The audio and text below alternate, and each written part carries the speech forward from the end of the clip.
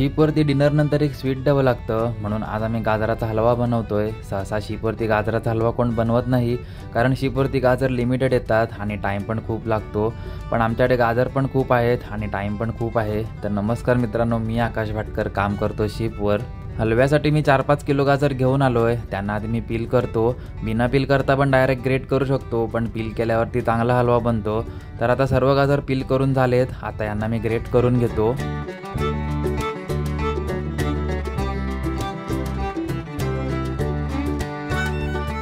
तर आता एवढ्या गाजरांचा किस काढून काढून माझा पण किस निघायची वेळ आली आहे। तर आता सर्व गाजरांचा किस काढून झाला आहे। आता पुढची धुरा चिपकूक सांभाळतील। चीप आता तूप गरम करतायत। शीपवरती तुपाची काही कमी नसते। आता तुपामध्ये गाजर ॲड करतायत आणि आता पुढचं काम पण खूप मेहनतीचं आहे। याला आता कंटिन्युअसली स्टेअर करावं लागेल।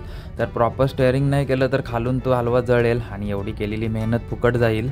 दूध पण आता गरम होतंय, गाजर पण चांगला शिजला आहे। त्यामध्ये चीप आता दूध ॲड करतायत आणि आता याला पुन्हा स्टर करावं लागेल। आणि आता यामध्ये चिपकूकने किशमिश, ड्रायफ्रूट आणि कंडेन्स मिल्क ॲड केलं आहे आणि हलव्याचा सुगंध पूर्ण गॅलीमध्ये पसरला आहे। त्यामुळे आता सगळं पब्लिक पण गॅलीमध्ये हलवा बघायला जमायला लागलं आहे। तर एवढ्या मेहनतीनंतर आपला गाजराचा हलवा एकदम रेडी आहे। याला आता मी फ्रीजमध्ये ठेवतो।